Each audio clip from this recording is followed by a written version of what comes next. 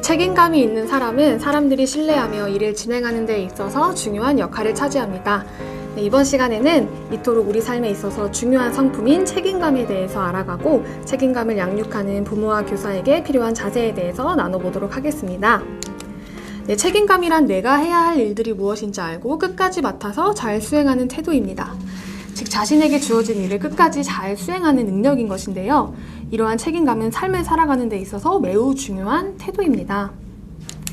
책임감을 가진 사람은 가지지 못한 사람에 비해서 자존감이 높을 수 있고 적절한 사회화를 갖출 수 있다고 합니다. 자신의 능력에 대한 믿음과 또 그것을 수행하는 능력이 자존감과 사익성에 영향을 주는 것입니다. 책임감의 교육 목표로는 첫째, 책임감이 무엇인지 아는 인지 능력이 발달된다. 둘째, 내가 무엇을 해야 하는지를 아는 자아 이해력과 정체성이 향상된다. 셋째, 맡은 일을 끝까지 완수함으로써 오는 자신과 타인에 대한 신뢰감을 형성한다. 넷째, 해야 할 일과 하지 말아야 할 일들을 분별할 수 있는 도덕적 분별력이 향상된다라고 합니다. 넷째에서 주의 깊게 봐야 하는 부분이 있는데요. 바로 책임감을 통해서 바로 도덕적 분별력이 향상되는 부분입니다. 책임감은 분별력과 연관이 있습니다. 하지만 이를 설명드리기 전에는 먼저 성품의 두 가지 주제를 알아야 하는데요.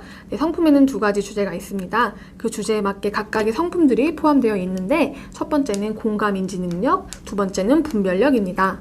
공감인지 능력이란 다른 사람의 기본적인 정서, 즉 고통과 기쁨, 아픔과 슬픔에 공감하는 능력으로 동정이 아닌 타인에 대한 이해를 바탕으로 하여 정서적 충격을 감소시켜주는 능력입니다.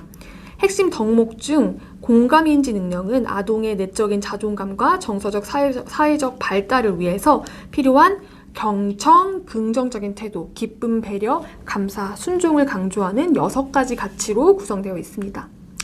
그리고 분별력은 인간의 기본적인 양심을 기초로 하여 선악을 구별하는 능력으로 올바른 생활과 건강한 시민정신, 도덕적인 행동을 위한 토대가 되는 덕목입니다.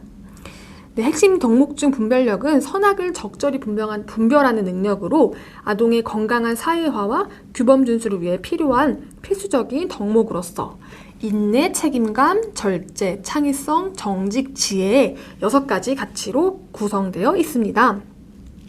그런데 책임감이 분별력과 연관되어 있는 이유는요. 책임감은 건강한 자존감을 바탕으로 다른 사람의 관점이나 입장을 이해하고 나아가서 사회적인 갈등과 문제 해결까지 적절히 관여할 수 있는 능력이기 때문인데요.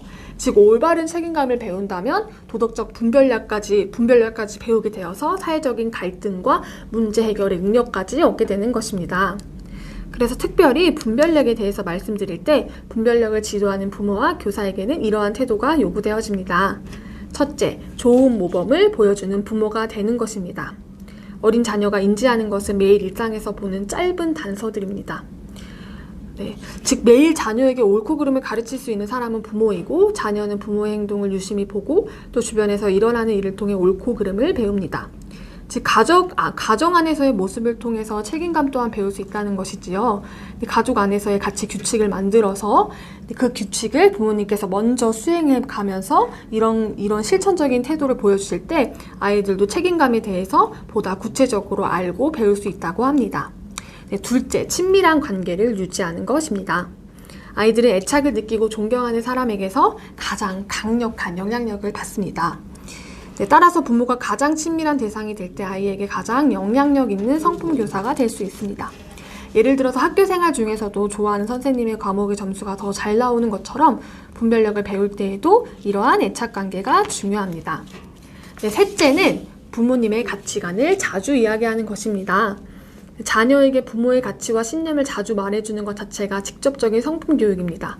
TV, 뉴스, 유치원과 집에서 일어난 일 중에서 적합한 상황을 들어서 부모의 생각과 아이의 생각을 알아보는 시간을 가져봅니다.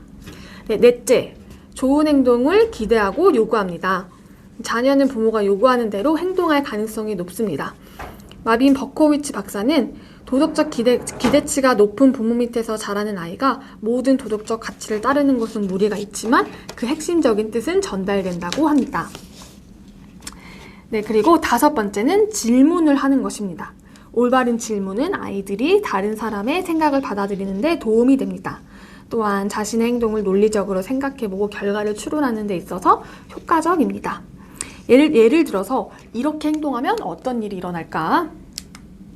그리고 혹시 너가 생각하는 더 좋은 행동이 있니? 너가 약속을 지키지 않으면 상대방은 어떤 기분일까? 라는 등등의 질문을 통해서 아이 스스로가 자신의 행동을 돌아보고 생각할 수 있는 시간을 주는 것입니다. 그리고 마지막으로는 가정의 규칙과 방침을 설명하는 것입니다. 부모가 구체적인 이유를 들어서 가정의 규칙을 설명해주면 자녀는 부모의 생각을 이해하고 그 기준을 따르기 쉬워질 것입니다. 네, 그리고 책임감에 대해서 이러한 6가지의 이 분별력의 자세를 가지고 또 부모님께서 지도하시되 책임감에 대해서 세계적인 정신과 의사인 포스터 클라인과 미국 최고의 자녀교육 전문가인 짐 페이가 말한 부분이 있습니다. 이것을 같이 보기 원하는데요. 네, 함께 읽어보도록 하겠습니다. 그러면 아이는 책임감을 어떻게 배울까? 책임감도 다른 모든 일과 비슷하다. 책임감은 입으로 가르칠 수 있는 게 아니라 체험으로 익히는 것이다. 아이가 어릴 때부터 자기 나이와 이해력에 맞는 문제들에 대해 스스로 선택할 수 있게 해주면 아이는 스스로 생각하고 현명한 결정을 내리는 법을 배우게 된다. 선택의 기회를 더 많이 가질수록 더 책임감 있는 아이가 되는 것이다. 자녀교육의 숙제는 아이가 넘어지도록 놔둘 수 있을 정도로 아이를 굳게 사랑할 수 있는가 하는 것이다. 자기가 능력 있는 사람이라는 믿음을 어려운 일을 성취해내면서 생기는 것이지 옆에서 대신 해결해주거나 아이에게 늘 칭찬만 해준다고 생기는 것은 아니다. 즉 아이가 책임감을 배우게 되는 것은 책임감을 배울 수 있는 상황이 있어야 한다는 것입니다. 너가 책임감을 가져야 돼 라고 책임감을 배우는 것이 아니라 그러한 상황과 환경을 부모님이 형성해주고 또 가정 안에서 책임감을 배울 수 있게 해주는 것이 중요하다는 뜻입니다. 그래서 저희 제이키즈도 이러한 부분을 중점에 두고 아이들이 결정할 수 있는 기회를 마련하는 것에 포커스를 맞춰서 교육하고 있습니다. 네, 그렇게 가정 안에서도 예를 들어 책임감 규칙을 만들어서 먼저 이 책임감에 대해서 가정 안에서 배우고 실천할 수 있도록 지도해 주시면 좋을 것 같습니다. 그렇게 아이들이 먼저 가정 안에서 책임감을 배우고 실천하면서 올바른 책임감의 성품을 지닌 아이로 자라나게 되기를 바랍니다. 감사합니다.